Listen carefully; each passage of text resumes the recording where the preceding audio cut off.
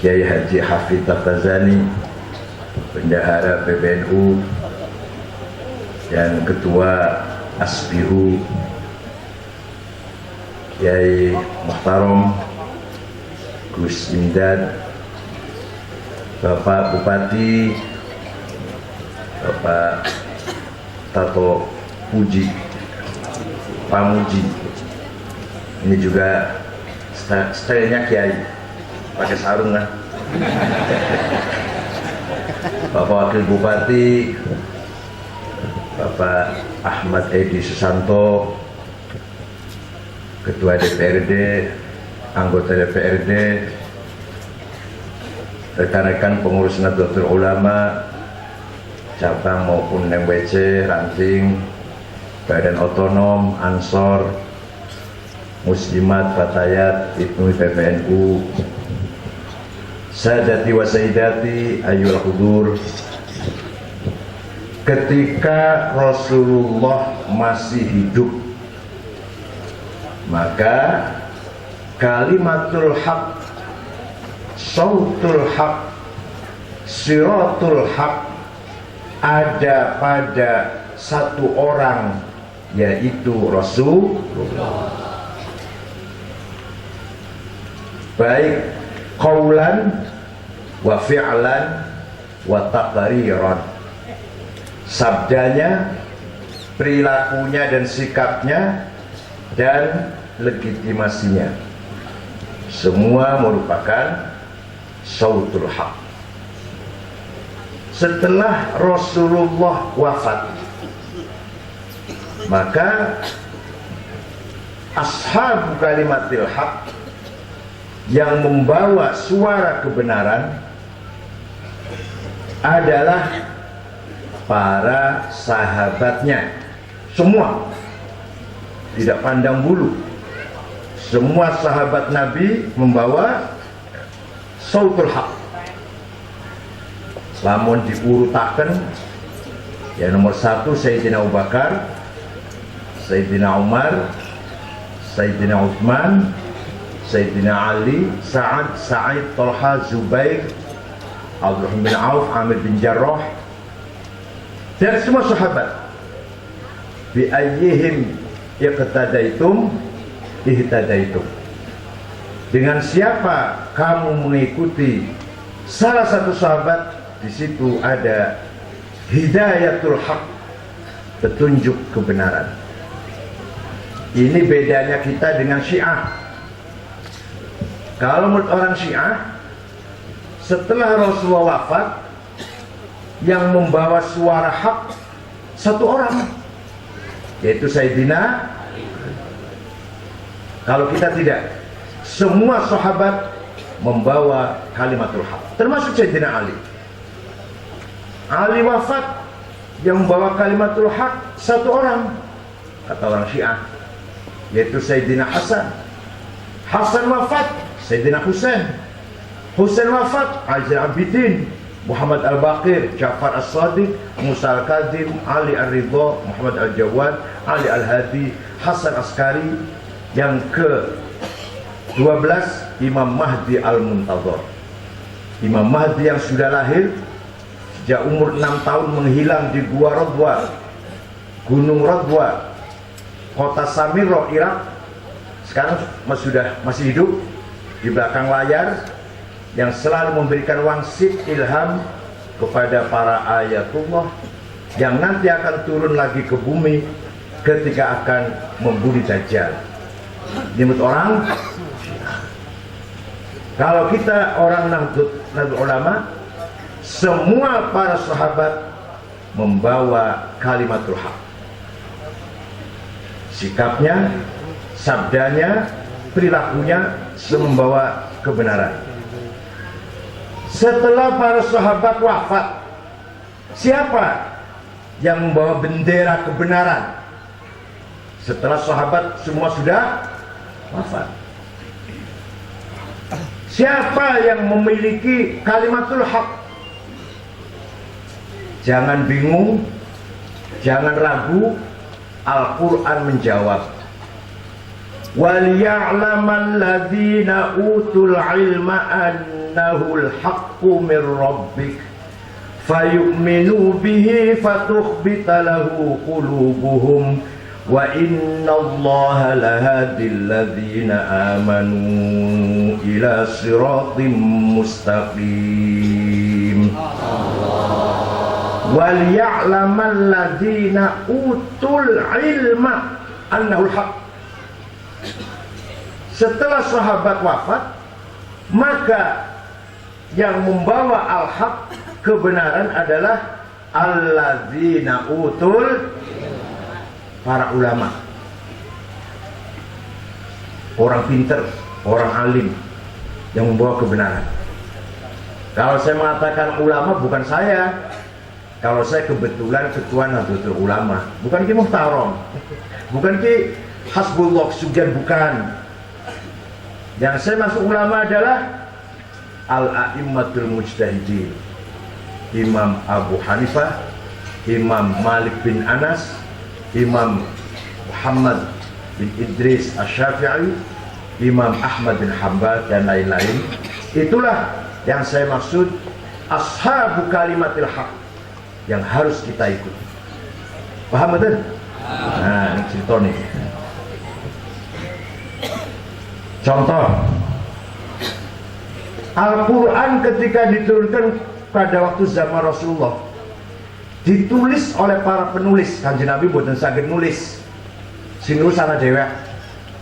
Sahabat Zaid bin Thabit, sahabat Ubay bin Ka'ab, sahabat Abdullah bin Mas'ud, Sayyidina Ali, Muawiyah bin Abi Sufyan, itu penulis wahyi, kutabil wahyi, penulis Quran.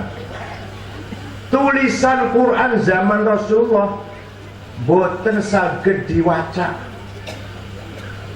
Kalau nggak percaya, ayo ke kantor PBNU. Saya punya fotokopi Quran zaman Rasulullah.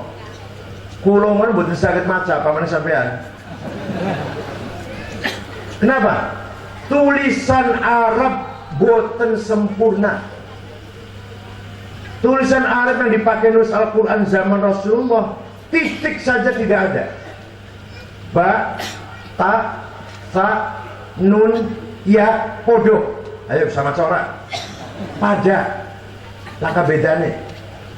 Jim, ha, ho, sami. Dal, dal, sama. Ro, zai, podo. Ayo, gimana tuh bisa bacanya itu? Nah, karena sudah Islam tersebar meluas, maka tulisan Quran butuh disempurnakan agar masyarakat yang datang generasi baru bisa baca Quran. Kalau begini saja nggak bisa baca ini. Yang menyempurnakan tulisan Quran ulama, bukan sahabat, bukan Rasulullah. Orang berterima kasih kepada ulama, Masya Allah. Siapa namanya? Abul Aswad Ad-Du'ali, wadi'un nuqas 'alal huruf. Beliau bikin titik, si jinang ngisor, ta, 2 di atas, ta, 3 di atas, jim 1 di bawah, ha, non titik, ho, titik di atas. Siapa namanya? Alah, biasa nyebutaran Madrais, Solikin. Sekarang suruh nyebut nama Abul Aswad Ad-Du'ali, ya kangelan. Paling-paling nyebut nama Dzulkifli. Abul Aswad Ad-Du'ali, ulama, bukan sahabat. Bikin titik tahun 62 Hijriah. Beliau wafat tahun 69 Hijriah. Waktu nunggu batan kali Asyabul Aswad Ad-Du'ali. Sudah ada titik, masih kangelan baca Quran. Setelah Islam semakin meluas, maka ada ulama menyempurnakan tulisan Arab, bikin harokat, fathah, domah, kasroh, fathaten, domaten, kasroten, tasdid, sukun, dari alamat tenger-tenger. Siapa yang bikin? Imam Khalil bin Ahmad Al-Farahidi, wafat tahun 185 Hijriah. Coba enak kan maca tulisan Arab saiki? Ono fathah, ono dhamma, ono kasroh. Wis ana fathah, dhamma, kasroh, harokat. Orang Cilacap baca Qur'annya masih ada sih salah. Innallaha wasimun ngalim. Kalau panggil saya Kiai Sangit ngakil. Alah ya. Ahli sunnah jamaah sallallahu alaihi wasallam. Itu artinya keluarnya suara dari tenggorokan, bahasa Arabnya makhraj. Napa bahasa Arabnya napa? Makhrajnya salah. Maka ada ulama membikin ilmu supaya maca Qur'ane bener makhrajnya. Lahirlah ilmu tajwid. Ilmu tajwid tilawatil Qur'an. Ilmu yang memperbaiki baca Qur'an. Siapa itu yang bikin? Namanya Imam Abu Ubaid Qasim bin Salam yang wafat tahun 224 Hijriah. Baru ada istilah idgham, ikhfa, idhar, iqlab, qalqalah, mad lazim, majaiz, huruf mad, huruf halak. Lamun Sayyidina Abu Bakar tak kasih kuburan, jenengan seperti buatan idgham, apa itu nggak ngerti aku. Sayyidina Umar tak kasih kuburan, terus sebenarnya jenengan ikhfa, bukan bakal ngerti nih bu. Zaman ini kok dereng wonten. Adanya ilmu tajwid awal abad ketiga Hijriah. Siapa yang bikin namanya? Solikin, Jumadi.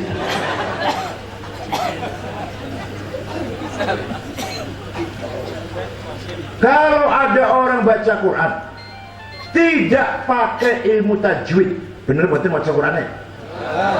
Kalau baca Qurannya tidak benar, salah. Rubba qari'il Quran wal Qur'anu yal'anu.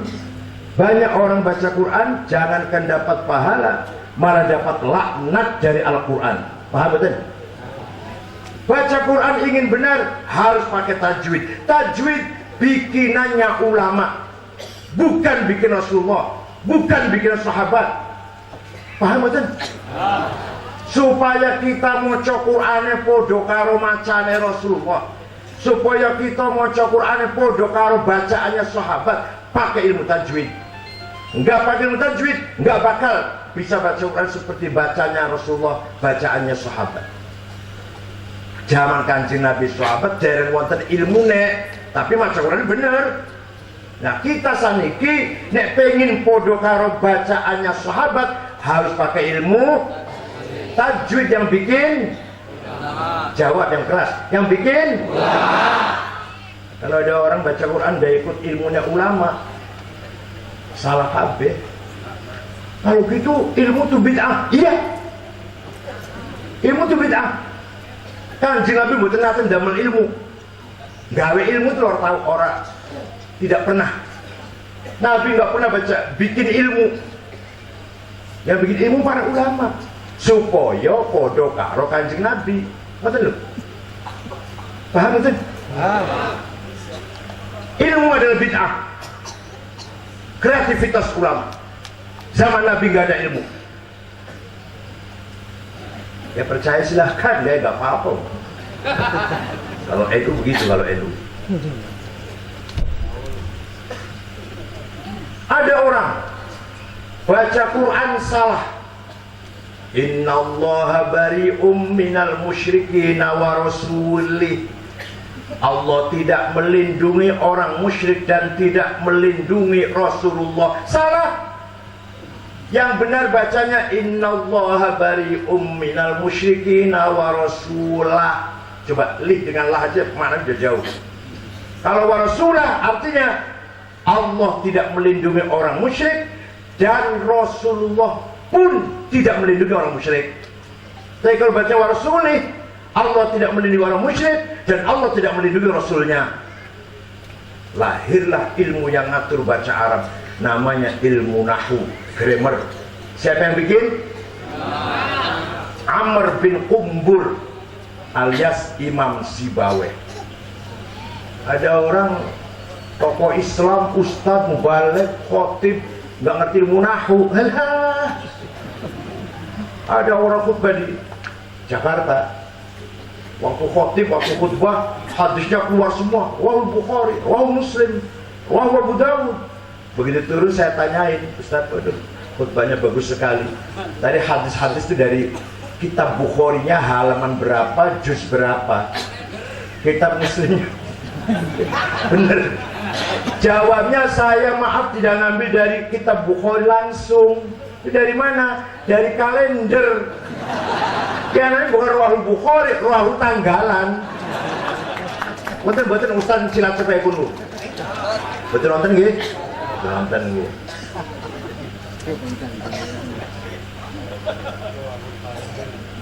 Pada akhir abad pertama Hijriah, banyak hadis palsu, hadis bohong-bohongan. Qala Rasulullah padahal tidak. Maka Khalifah Umar bin Abdul Aziz tahun 99 Hijriah memanggil seorang alim namanya Syihabuddin Roma Hurmuzi. Kiai, cepat-cepat bikin ilmu, metode menyaring hadis, menseleksi hadis, mana yang sahih, mana yang enggak sahih. Siap, kata Kiai. 1 minggu jadi. Namanya ilmu mustalahil hadis. Siapa yang bikin namanya? Namanya Syihabuddin Roma Hurmuzi. Tahun berapa bikinnya? 99. Atas perintah siapa? Yang merintah ulama itu siapa? Khalifah Umar bin Abdul Aziz. Hadirin yang saya hormati, ada seorang gubernur namanya Abdurrahman Al-Mahdi. Siapa? Gubernur Asia Tengah. Asia Tengah itu Afghanistan, Azerbaijan, Tajikistan, namanya Asia Tengah. Kirim surat datang Imam Syafi'i. Imam Syafi'i itu nama lengkapnya Abu Abdullah Muhammad bin Idris bin Abbas bin Uthman bin Syafi' bin Musayyab bin Ubaid bin Abdul Yazid bin Abdul Muttalib. Jadi ketemu dengan Rasulullah di kakeknya Syekh Abdul Muttalib. Imam Syafi'i bukan Habib, bukan keturunan Rasulullah, tapi ketemu dengan Rasulullah di Syekh Abdul Muttalib. Beliau lahir di kota Gaza, Palestina, yang sekarang lagi digempur Israel itu, tahun 150 Hijriah. Wafatnya di Kairo, Fustot, daerah Fustot namanya Kairo, tahun 204 Hijriah. Umurnya mungli 54 tahun, masih 20 sudah roro. Imam Syafi'i umurnya 54. Imam Nawawi 45, karangannya Majmu' 40 jilid, Syarah Muslim 9 jilid, belum yang lain-lain. Bapaknya Gus Dur Wahid Hashim 30 sanga. Zaman umurnya tua tapi. Anak wong umurnya tua tapi sempit, dawa tapi sempit. Ana wong sing umurnya pendek tapi jembar. Sing umurnya dawa tapi sempit, lumayan pilkada suara 1 lah. Liane orang manfaate wis nang pilkada kok manfaate nambahi suara. Berani umur jodoh lah, nah sempit itu.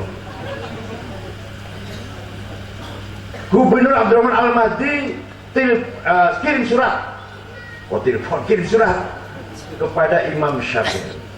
Syekh, saya ingin paham agama Islam yang sempurna. Bagaimana Syekh? Imam Syafi'i memanggil muridnya namanya Rabi' bin Sulaiman Al-Muradi. Rabi', sini. Ini ada surat pertanyaan dari gubernur. Hayu naktub al-risalah. Ayo kita nulis al-risalah, surat. Imam Syafi'i ngendikan, Rabi' nulis. Akhirnya suratnya Imam Syafi'i, al-risalah lil Imam Syafi'i, berjumlah 300 halaman. Muga-muga nang Cilacap ono kiai gawe surat 100 halaman. Imam Syafi'i dapat surat pinten halaman 300. Itulah yang terkenal dengan Ar-Risalah lil Imam Asy-Syafi'i. Cikal bakal ada ilmu baru namanya ilmu usulul fiqh. Setuju betul ngaji kayak gini? Kamu ngajinya cerita Mungkar Nakir mawon. Wong sak menake wis ngerti kabeh Mungkar Nakir, matane sak benjring, gawane paus sak beduk, dene ngerti kabeh ya. Mulane kiai lu nek ceramah khutbah jo bolak-balik Mungkar Nakir terus. Lagi-lagi kita Mungkar Nakir sampai saiki durung iso nakoni Gus Dur. Karena dalam hadis sahih dikatakan mayit diletakkan di lahat, pengiring pulang sepi, Mungkar Nakir masuk. Lah Gus Dur ternyata sepi sampai sekarang. Mungkar Nakir masih nunggu terus kapan iso nakoni Gus Dur ini.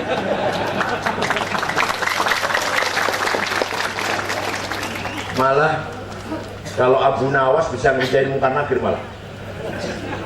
Wasiat pada anaknya, kalau saya mati dibungkus dengan kain kafan yang ambrol, robek-robek, bolong-bolong, mambu, bau, hitam, warnanya jangan putih. Kenapa Pak? Nggak usah tanya.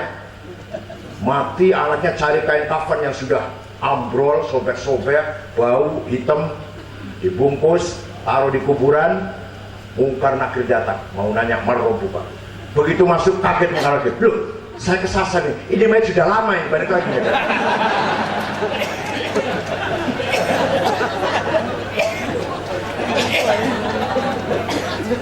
Jadi ngaji jangan bolak-balik Mungkar Nakir terus. Imam Syafi'i menjawab pertanyaan gubernur dengan suratnya. Gubernur, kalau Bapak ingin paham Islam, maka harus paham Al-Quran. Al-Quran tidak satu tipe ayatnya. Ada ayat muhkamah yang sudah baku, ada ayat mutasyabihah yang harus ditakwil dan ditafsiri, masih belum jelas maknanya. Ada ayat mutlaqah, absolut. Ada ayat muqayyadah, terikat dengan syarat. Contoh, pengen contoh nih, sini pengen contoh. Nah, ati'ullaha wa ati'ur rasul. Mutlak. Taatlah kamu sekalian kepada Allah dan taatlah kamu sekalian kepada Rasulullah. Wa ulil amri minkum, dan taatlah kepada pemerintah dengan syarat. Paham betul? Orang paham, orang patah paham ini. Nih ati'ullah wa ati'ur rasul mutlak. Kalau sudah wa ulil amri minkum, taatlah kepada pemerintah dengan syarat. Syaratnya apa? Gimana? Syaratnya pemerintahnya yang pro rakyat kecil, yang memikirkan rakyat kecil. Bahasanya tadi Jumadi, Solikin, Zulkifli, Madrais, Casingkem, ibu, Casingkem, Sawiyem. Lahirnya bulan Safar itu, makanya akhirnya mingkem. Kalau ada bulan Safar nggak boleh namakan Rohmah, Fatonah. Nanti mulutnya mangap, rezeki 16. Jadi supaya rezekinya mandek, mingkem. Yang lahirnya bulan Safar itu, Sawiyem, nah itu mandek rezekinya bakal. Cilacap percaya betul-betul, percaya lagi. Kayu biasa tekan gunung Serindil. Serandil. Enggak salah.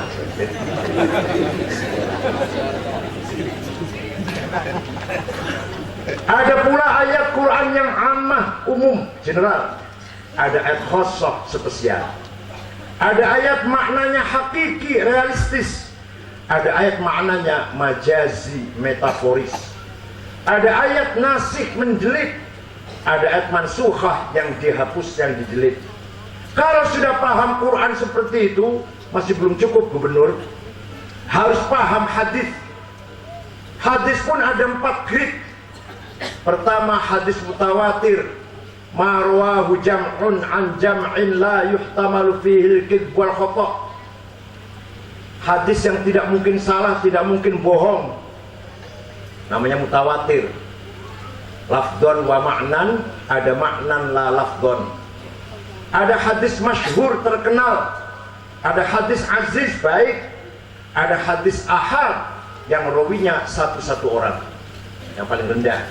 Kalau sudah paham Quran seperti itu, hadis seperti itu, masih belum cukup, Gubernur. Akal harus dipakai. Apa?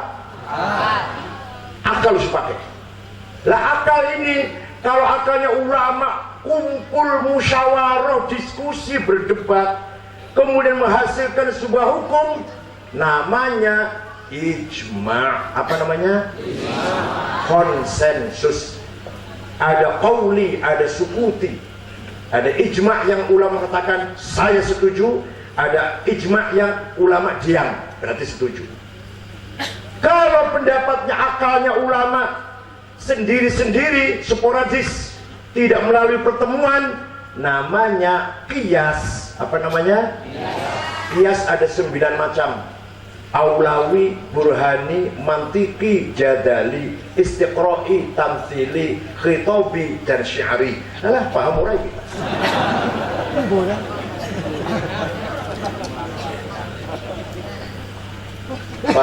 Contohnya paham.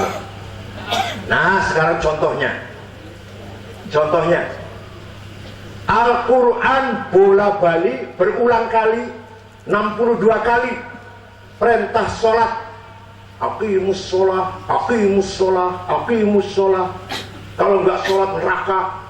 Jangan tidak sholat, melalaikan sholat saja. Fawailul lil musallin alladzina hum an sholatihim sahun.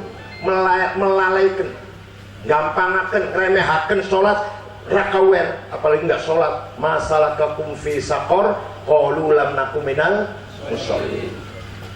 Penting nggak sholat? Penting bukan? Segitu pentingnya sholat, Quran tidak menjelaskan berapa kali sholat sehari semalam. Nggak ada di Quran penjelasannya. Namanya sholat apa? Nggak ada di Quran. Kalau yang mengatakan semua ada di Quran, goblok. Ngaji ora hatam ibu. Ikut pesan kilat 2 minggu pas libur sekolah. Quran itu membuat nerangaken, Pak. Sholat kuping 5, ora ono niku keterangan ngoten niku. Jenenge sholat zuhur, asar, maghrib, isya, subuh, mboten wonten ayat nerangake ngoten niku. Ya Allah, dikira ono ta? Yang tahu tentang anak yang hafal Quran, ada enggak keterangan sholat 5 kali namanya zuhur, asar, maghrib, isya, subuh? Ayo takon dengan anak sampai yang hafal Quran, sing khatam Qurannya, takon ono ora? Nah, makanya harus pakai hadis, nggak cukup dengan Quran. Hadis wonten qala Rasulullah SAW, furidat alaikum khamsu maktubat, adh-dhuhr wal 'asr wal maghrib wal 'isya wal fajr. Diwajibkan kepada kamu sekalian 5 kali sholat, 5 waktu, namanya sholat zuhur, asar, maghrib, isya, fajar. Hadis sanes Quran. Makanya pegang Quran saja tidak bisa, harus dengan hadis. Paham gak? Nah, kalau dicontohkan paham kan? Hadis pun, Rasulullah pun tidak menjelaskan prakteknya sholat. Syarat sahnya ada 6. 1, Islam, harus agama Islam, sholat bisa sah. 2, balik. 3, berakal, akil. 4, suci dari hadas shagir, hadas kabir, hadas kecil dan hadas besar. Harus suci badan, pakaian dan tempat dari najis. Harus sudah masuk waktu. Itu syarat sahnya sholat. Wonten hadis menjelaskan seperti itu. Rukunnya sholat 14. Arkanus sholati 14. Rukunnya sholat 14. Takbiratul ihram, an-niyah, niat, al-qiyamu liman istata'a, berdiri bagi yang mampu, qiraatul fatihati fihi, baca Fatihah ketika dalam berdiri, ar-ruku', at-tuma'ninah, al-i'tidal. Enggak ada di hadis. Terus dari mana kita bisa sholat seperti yang kita lakukan itu? Dari mana itu? Bukan dari Quran, bukan dari hadis. Ijma'ul ulama. Jawab. Ulama sepakat, ulama 4 terutama, ulama 4 Hanafi, Maliki, Syafi'i, Hambali sepakat sholatnya ngono kuwi. Sholat begitu itu. Beda-beda dikit. Beda dikit. Kalau Imam Hanafi takbir santai. Kalau Imam Syafi'i tengah-tengah. Kalau Imam Malik malah gak sedekap lurus. Dan jaringan umroh atau haji makai pinanggiwan macam-macam orang sholat di Masjidil Haram. Kalau mata Maliki gak sedekap lurus.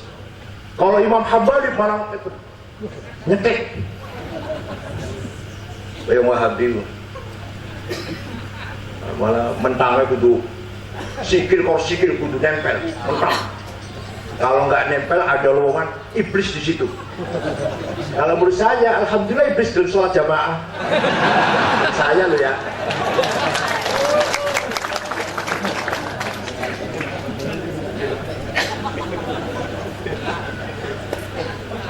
Nah, ada orang belum pernah sholat, belum pernah lihat orang sholat, pengen bisa sholat. Belajar hanya dari Quran dan hadis. Kalau bisa, potong leher saya. Sembelih kula wis kena iso. Ada orang belum pernah sholat, belum pernah lihat orang sholat, pengen bisa sholat. Hanya dari Quran dan hadis. Semua hadis dibaca silakan. Bukhari, Muslim, Abu Dawud, Tirmidzi, Nasa'i, Ibnu Majah, Darimi, Daraqutni, Ibnu Huzaimah. Ayo dibaca semua silakan. Gak akan bisa sholat kalau gak ikut ijma'ul ulama. Ada orang pergi haji, ikut Kiai Hafid di hotel Grand Zamzam atau Darut Tauhid. Begitu akan dibawa ke Arafah, Muzdalifah, Mina, saya gak ikut Kiai Hafid, saya gak ikut rombongan. Mau cari sendiri. Waduh. Cari sendiri saya, Arafah, Muzdalifah, Mina, saya mau cari sendiri. Carinya pakai apa Pak? Quran dan hadis. Tangan kanan bawa Quran, tangan kiri bawa hadis Bukhari, Muslim. Ketemu orang Arafah kira-kira. Dari hotel itu ke utara apa ke timur, berapa kilometer, berapa jam, wonten yang Qurannya wonten. Arafah dan gak akan bisa cari Arafah, Muzdalifah, Mina kalau hanya Quran dan hadis. Percaya saya silahkan, enggak karepmu. Jadi kita ini tidak bisa mempraktekkan sholat, haji, zakat, nikah, cerai, rujuk, waris bagi waris kalau tidak ikut ulama. Paham betul? Itu kata Imam Syafi'i. Sekarang kias. Penting kias itu. Kalau nggak ada kias nggak bisa berjalan apa-apa kita ini. Nggak bisa melakukan apa-apa. Contoh, narkoba, ekstasi, heroin, kokain, ganja, limban sepeda itu. Mereka limban itu. Ada hukumnya di Quran. Dan hadis wonten, hukumnya ganja haram wonten. Hukumnya heroin, kokain, ekstasi, sabu-sabu haram. Dan Qurannya wonten. Nah, harus pakai kias, analogi. Di Quran ada penjelasan yang jelas, hukumnya khomer. Khomer haram, itu ada di Qurannya jelas. Nah, ganja ini, heroin, kokain, ekstasi, sabu-sabu sama dengan khomer. Hadza muskir wa kullu muskirin khomrun wa kullu khomrin haram fahadha haram. Ini barang memabokkan, setiap yang memabokkan termasuk khomer. Sedangkan khomer di Quran hukumnya haram. Maka ini barang namanya apa nih? Kias apa namanya? Burhani, kias fakta. Ada lagi kias aulawi. Ini ngaji tenanan nih, waduh S2 ini.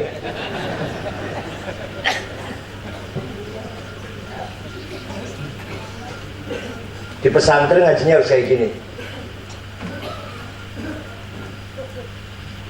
Kias aulawi apa? Quran melarang kita ngucap omongan kasar dan bentak-bentak ayah dan ibu. Wala taqul lahuma uffin wala tanharhuma. Kamu jangan sekali-kali ngucap kasar atau bentak-bentak ayah dan ibu, dosa besar, haram. Paham? Kalau gitu ayah ibu tempelengi aja. Quran tidak melarang kita tempeleng ayah ibu. Betul wonten larangannya di Quran. Jangan nempeleng, betul wonten. Jangan nginjak-nginjak ayah ibu, jangan jotos mukul ayah ibu. Betul wonten. Di Quran itu betul wonten. Sing ono ojo ngomong kasar, ojo bentak-bentak. Nah, harus pakai kias aulawi. Kalau bentak saja haram, kalau ngomong kasar saja dosa besar, lebih-lebih fabil aula, lebih-lebih nempeleng. Ini jenisnya kias Coba kalau nggak ada kias, bisa nggak kita mengambil hukum seperti itu? Kalau nggak ada kias. Oleh karena itu kita nggak bisa menjalankan syarat Islam dengan benar tanpa ijma' dan kias. Ini prinsip Nahdlatul Ulama, ini prinsipnya Ahlus Sunnah wal. Ikut NU silahkan, nggak apa-apa, nggak ikut ya nggak apa-apa, harus kaken. Terus 80 juta proposal terus tiap dino. Kecuali NU Cilacap nggak pernah bawa proposal. Rupanya Pak Bupati udah jamin rupanya.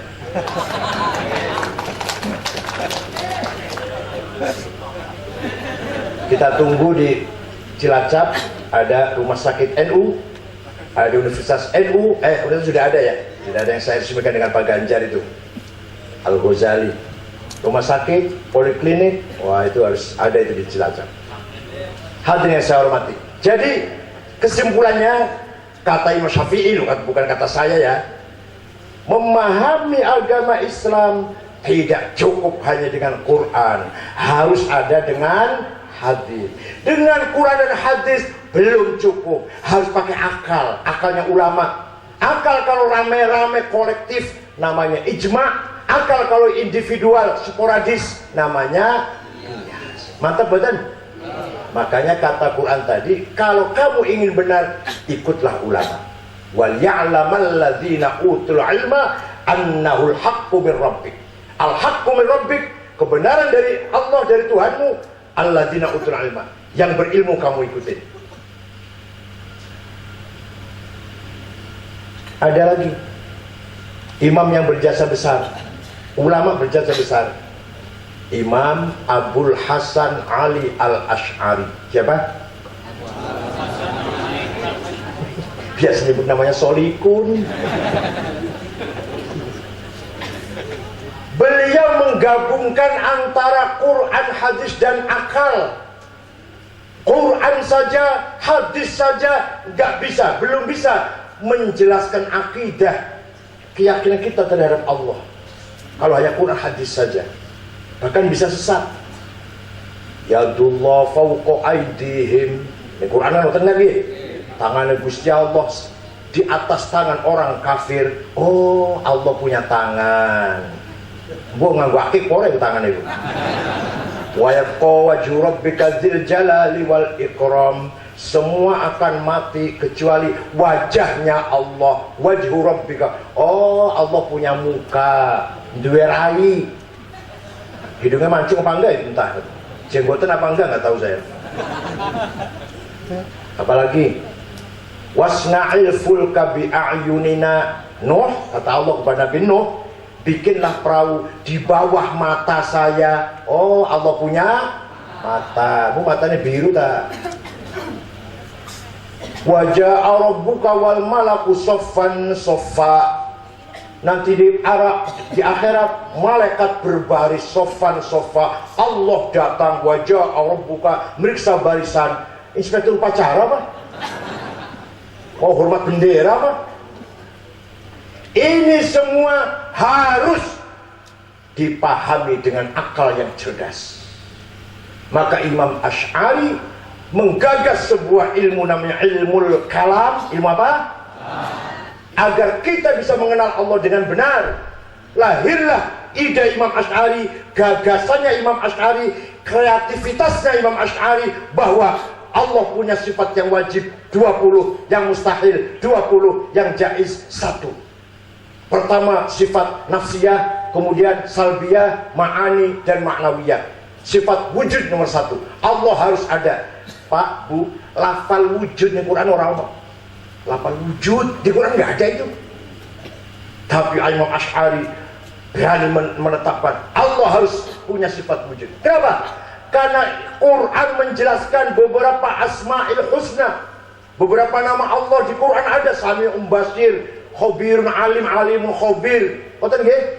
Ini kalau punya nama Sami', Basir, Khabir, yang mendengar, yang melihat, pasti harus ada dong. Harus punya sifat wujud, ada. Kalau nggak ada sifat wujud, mana mungkin bisa mendengar, bisa melihat, bisa paham betul? Niki Imam niki gelisan mon niki singkat mawon. Pengen paham luas betul? Ya ngaji dewek. Ngaji tentang Muhtarom, ke Hayat. Alah, dosen ini juga paham tau orang lagi. Alhamdulillah kalau niki ngeten-ngeten gini-gini modal saya cuma Lirboyo, Krapyak, Mekah, Rumah Hafid. Alhamdulillah pernah jadi anggota MPR, pernah jadi anggota Komnas HAM, pernah menjadi ketua Majelis Wali Amanah Universitas Indonesia. Anak buahnya siapa yang dipimpin? Anggotanya Pak Yusuf Kalla, waktu sebelum Wapres kemarin dulu. Pak Yusuf Kalla, Pak Bakir Manan, mantan Ketua Mahkamah Agung, Pak Jenderal siapa? Hentarto siapa namanya? Sutarto, itu anggota saya. Kemudian Pak Alwi Shihab, mantan Menteri Luar Negeri, saya ketuanya. Ya Allah, wong kempet kampung pada karo bakung. Pernah jadi ketua Maju Wali Amanah UI, baru kali ini dalam sejarah. Jadi kan paling Maju Wali Amanah Stainu lah. Alah Stainu. So, saya Alhamdulillah ya, modal kitab kuning tok ya, modal Fathul Mu'in Fathul Wahab. Alhamdulillah bisa pernah menjadi ketua Majelis Wali Amanah Universitas Indonesia di Jakarta. Anak buahnya profesor-profesor KB. Modalnya kitab kuning, betul modal nopo-nopo, kalau betul nanti kuliah di Barat, betul nanti teng Eropa, betul nanti teng Amerika kuliah ya, kalau jalan-jalan sering. Alhamdulillah, modal Lirboyo, Krapyak, Bon. Jadi kita tidak mungkin kenal Allah, tidak mungkin kita bisa menyapa, nyopo lu, undang-undang lah, manggil-manggil Gusti Allah, kalau kita tidak tahu sifat 20. Paham betul? Dan itu yang menggagas adalah Imam Asy'ari. Gabungan antara Quran, hadis, dan akal. Berarti Imam Asy'ari tidak mungkin Allah punya muka, tidak mungkin Allah punya tangan, punya mata, gak mungkin. Harus ditakwil. Tidak mungkin Ar-Rahmanu 'alal 'arsy istawa, Allah itu duduk di aras. Duduknya ongkang-ongkang itu, kira-kira itu, ongkang-ongkang itu. Kayak kita duduk di kursi eksekutif pesawat, ancaman bener nanti pesawat.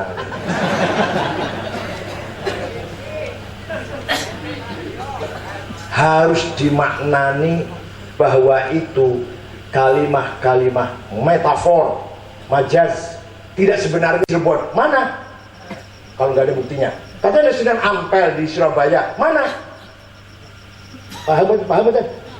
Jadi bukan berarti kita nyembah kuburan, bukan. Tapi kuburannya aulia, ulama itu menjadi contoh agar kita selalu ingat jasanya para ulama. Kita ikut ulama ini nih, yang di kuburan ini, Gunung Jati nih, saya ikutin nih. Ini bukti kuburannya ada. Paham betul? Ini orang yang mengislamkan Jawa Barat, Cirebon, Banten, Parahyangan, Pasundan. Ini orangnya yang mengalahkan kerajaan Pajajaran. Ini Sunan Kalijaga yang mengalahkan Majapahit. Ini Raden Fatah, ini Raja pertama Demak, ini kuburannya. Kan ngoten, fakta, bukan menyembah kuburan, bukan, tapi fakta sejarah. Nah, setiap ada syair yang isinya memuji-muji Nabi Muhammad disebut Qasidatul Burdah. Burdah yang terkenal di Cilacap, burdah karangannya Imam Muhammad Syarafuddin Abu Sa'id Al-Busiri.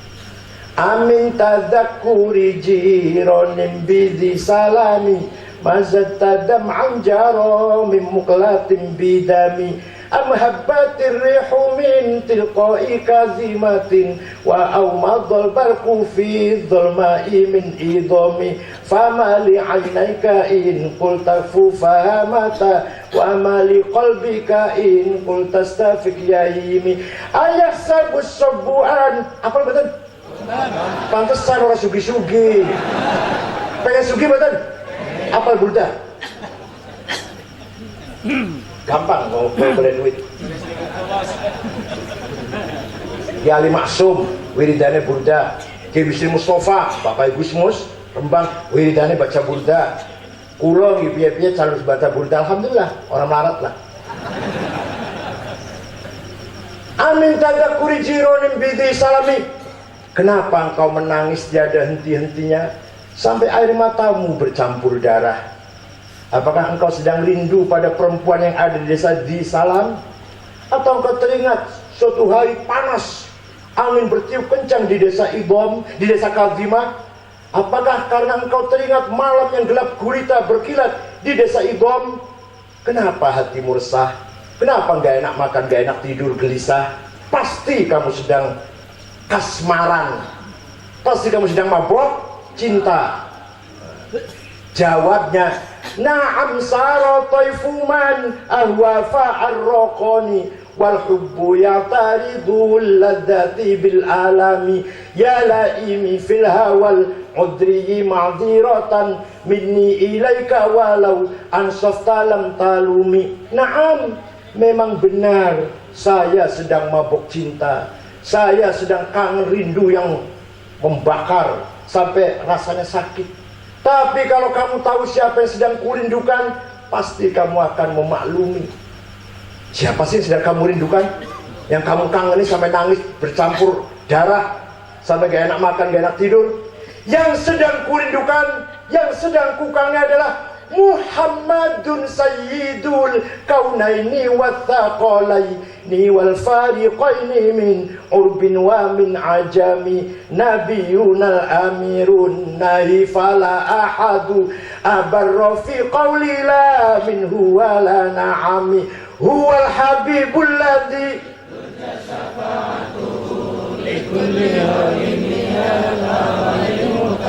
da'a ilallahi fal mustamsikuna bihi mustamsikuna bihablin ghairi munfasimi faqan nabiyina fi khalqin wa fi khuluqi falam yudanu fi ilmin wala karami wa kulluhum min rasulillahi muhtarifu warfan minal bahri aw rashfan minad diyami. Bu, kalau punya anak janda baca ini insyaallah saya suka langsung lamar.